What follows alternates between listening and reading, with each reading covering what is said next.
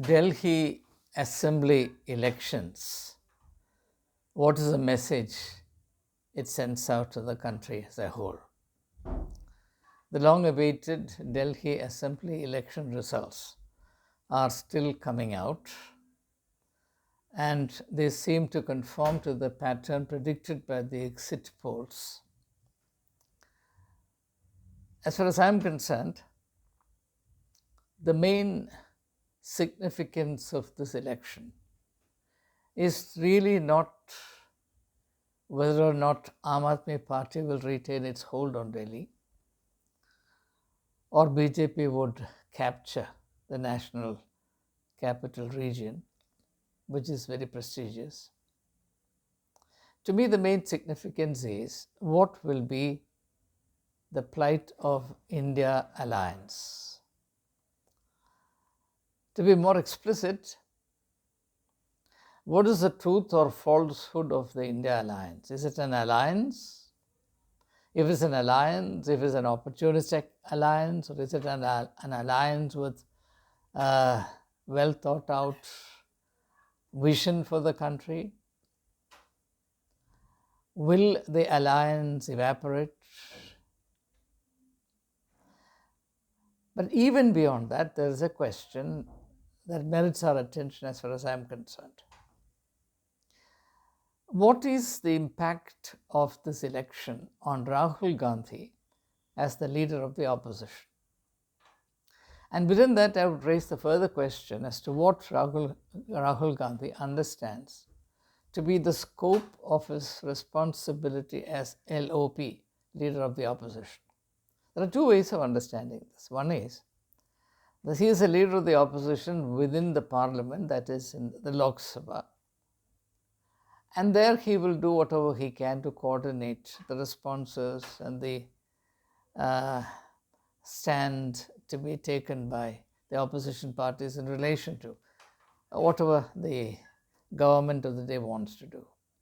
But there is a wider idea of the leader of the opposition, and that is the duty to hold all the opposition parties that comprise the India alliance together and to maintain its health, vitality, and effectiveness as a well oiled machine or a closely knit unit, which proves effective in relation to its proclaimed goal of serving as an effective counter to the presumed autocratic or anti-democratic trends alleged on the BJP government, in particular the Modi-Shah combined. I am merely quoting the words used in the political rhetoric of this country. Now, from what I can see today, there's complete confusion, and confusion can only breed disarray and demoralization. And therefore, the immediate impact of the results of the Delhi elections is to further escalate the demoralization of India alliance, as is clearly articulated by the Jammu and Kashmir Chief Minister Omar Abdullah. He had a jibe at the Congress and the Aam Aadmi Party. He said, fight by all means, fight it out. Fight till you eliminate each other. Obviously, the stupendous gainer from this Aam Aadmi Party Congress in-house quarrel is the BJP. So it would seem as though the BJP and the Congress are vying with each other to ensure the thumping victory of the BJP. So the BJP will have to be grateful to both of them. In all of this, my focus mainly is on something that is very painful to state but has to be stated in the interest of truth. In my opinion, Rahul Gandhi is failing and failing miserably in the wider implications of the responsibility that is assumed as the leader of the opposition. In my understanding, the work and the responsibilities of the leader of the opposition is not confined to the Lok Sabha in the parliament when the parliament is in session. Even more importantly, the task of the leader of the opposition is to keep the opposition parties together and to consolidate the sense of solidarity that must necessarily exist among them, which can exist only if all parties together, involved in this alliance together share a clearly spelled out vision in which they participate. But unfortunately, the problem with the India alliance from its very inception has been that while certain pan-Indian statements or statements of pan-Indian implication were issued, behind the scene, the reality from the very beginning has been that each constituent party of the India alliance was suspicious of the other and all the rest, and each party wanted to thrive at the expense of all other parties. And therefore, the idea there is an India alliance was somewhat deceptive. This is a reality that Rahul Gandhi, if he had any political acumen and a clear sense of mission, addressed effectively. You don't start on a perfect note, but you got to start all the same. The real test of a person's stature as a leader is what he does with the situation of which he assumes responsibility, which will never be a perfect situation. In politics, you don't expect perfect situations. You have to work with whatever little material is given to you on your platter. It's up to you thereafter to transform this seemingly disparate, incompatible constituents and articulate them into a coherent political whole that can command credibility in the perceptions of Indian voters. And this, to my mind, is the core responsibility of the leader of the opposition in the wider sense of the concept. And it is precisely here that Rahul Gandhi has failed. Unfortunately, he gets easily carried away by the kind of acclaim he gets for the speeches he makes in the parliament. It is certainly to his credit that he makes effective speeches that manage to create a little rattle among the treasury benches. But this is something that cannot last forever. Its shelf life is very short. And I'm afraid the shelf life of Rahul Gandhi's speeches as sufficient means to nonplus the BJP. Those days are over and firmly, finally over. And if Rahul Gandhi continues to bang on the bang, bang, bang effect he thinks he can create through the speeches that he makes in the parliament and allow the rest of the task to be neglected, as has been the case in the recent times, I think he is grossly wrong. He is suicidally wrong. I think he will fail and fail miserably. And I thought that at least after the debacle suffered by the Congress in the Haryana elections, an election that the Congress was predicted to win and could easily have won, if Congress and Aam Aadmi Party had fought together, or if India alliance was meaningful, I thought at least after the debacle suffered in Haryana, there would be some soul searching and change in tack, change in the strategy, change in the outlook would be effected.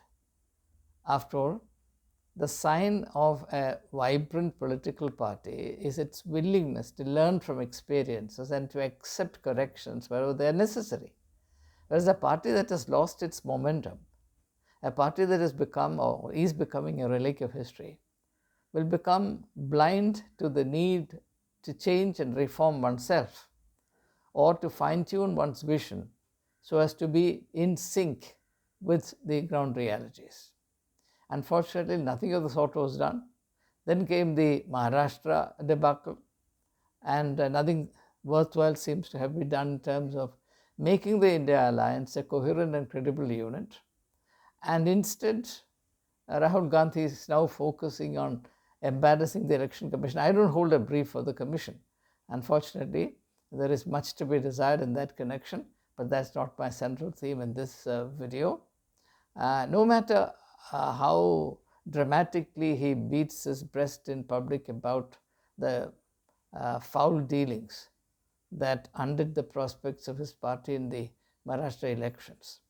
This is not going to help. This is not going to help him. It's not going to help the Congress party. It's certainly not going to help the India alliance.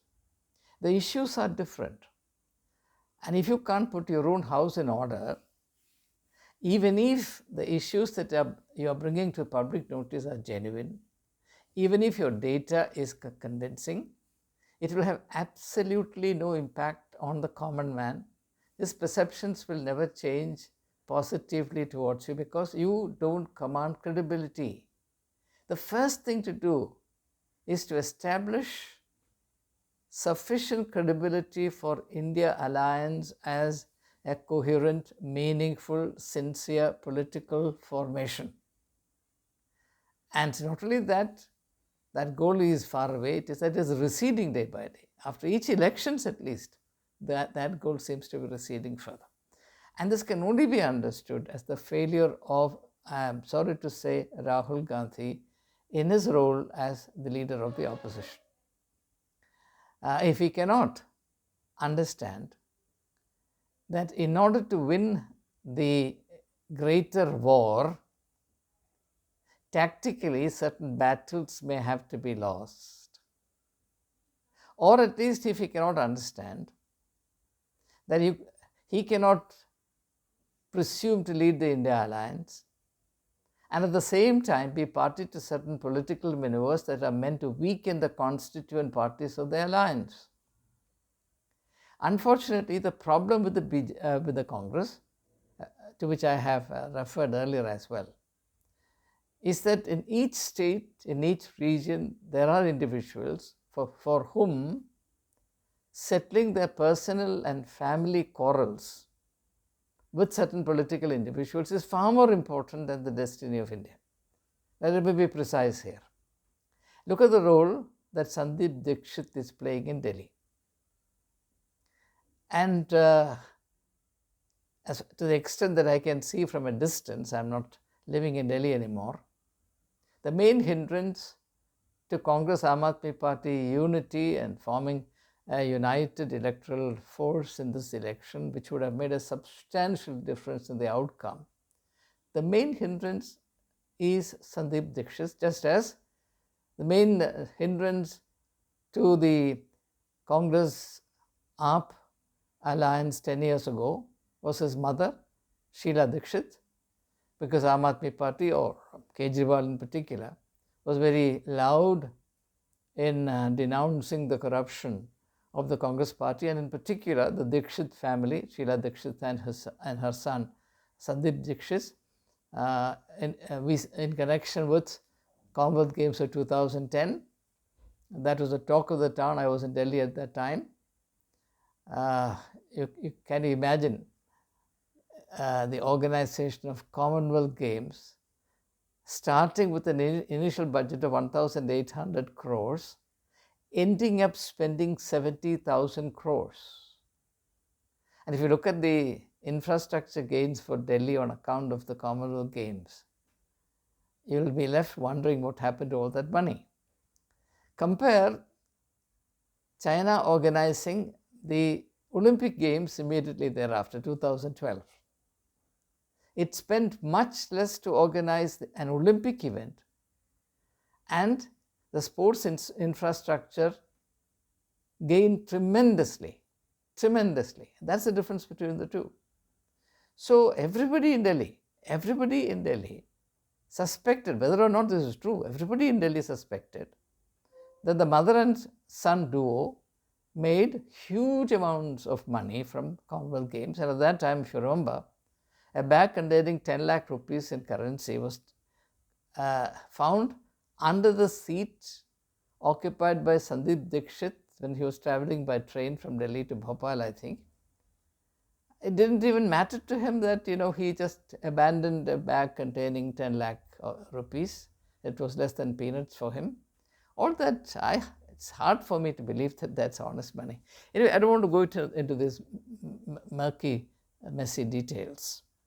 So, Aam Aadmi Party was merely harping on the widespread sentiments in Delhi that Commonwealth Games was reeking with corruption, and the names associated or names prominent on the list of the corrupt happened to be the mother and son duo.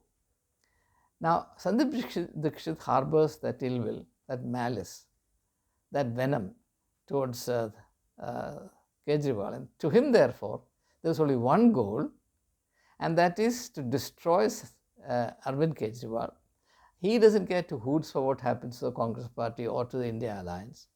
He has only one mission, and he is today gleeful that he has achieved his mission, which is to pull the rug from underneath Arvind Kejriwal.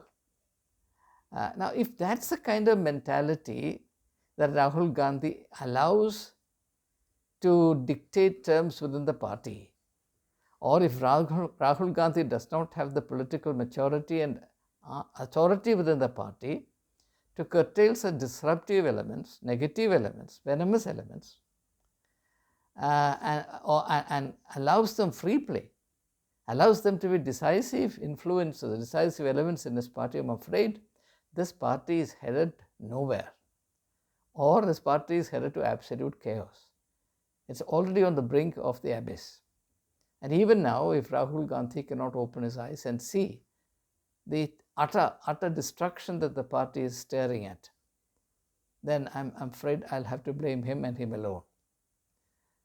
I say this again, whether the Congress people like it or not, Rahul Gandhi is failing.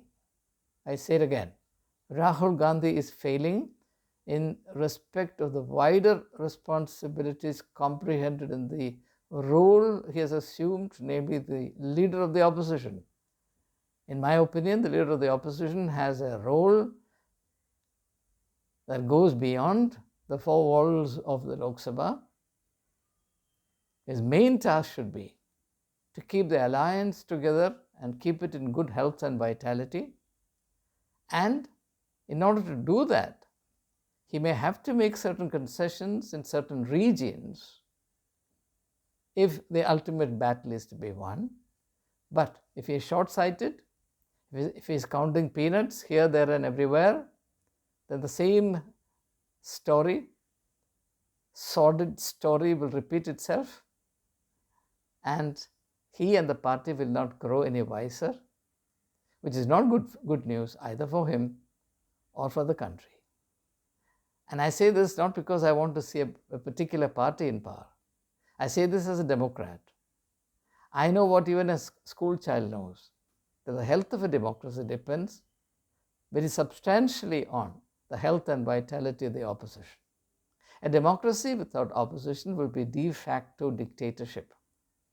As and when that happens, if that not happened already, certain individuals will have to answer for it. And among them, the foremost will be Rahul Gandhi. I hope he wakes up. I hope sense prevails. I hope he understands what it means to be the leader of the opposition. I hope he understands what opposition means, and particularly the significance of opposition in safeguarding the health of a democracy. But unfortunately, the time is running out, the time is running out, the time is running out. But he doesn't seem to be aware of it. Before I conclude, let me also highlight one important aspect, an important trend. A year ago, Rahul Gandhi was seen here, there, everywhere, visiting people, interacting with commoners, listening to their stories, trying to understand ground realities. Why has that stopped completely? Not a word. Leave alone mainstream media, I can understand. The mainstream media will not give him space. But social media is available. If he is doing anything of that sort, which I believe should have been continued unabated, rather he should have improved on his track record, If he has been doing it, then at least the social media would have reported. I sort of surf or search the social media precisely because my faith in mainstream media is today at its rock bottom. I find it very hard to read any of the newspapers. There was a time when my main exercise in the morning was reading the English newspapers. Now I don't. I find it very hard to read newspapers because uh, to me, journalism has died completely. There's not even a smell of journalism as I know it. So if at all some ground reality is to be gathered, it's through the social media, and therefore I spend some time looking for material, data, information, etc., ground report available in the social media. I have not seen a single video in the last 6 months which highlights or which reports the sort of soulful activities that Rahul Gandhi was regularly undertaking after the 2014 elections, 2024 elections. It seems to have suffered a sudden death. So in retrospect, a person like me would be left asking the question, was that a sincere outreach to the common man, or was it an attempt to ensure an image makeover, like in the case of Princess Diana, who used to participate in philanthropic activities because she was advised that that would add some luster to her public image. Whether her heart was in it or not, she was doing it because that helped to build and sustain a particular image.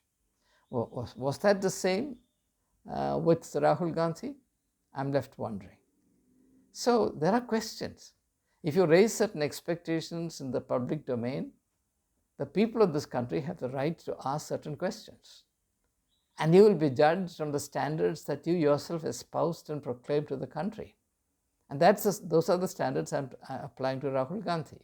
And I say this again and again. In my opinion, Rahul Gandhi is failing. I'm not writing his obituary, political obituary. I don't discount the possibility that he would learn from experiences, but I have to say that so far there is no indication that he's willing, even able to do so, in which case, bad news for India. So, Delhi Assembly elections, good news for the BJP and bad news for, I leave that to you. Thank you. Jai Hind.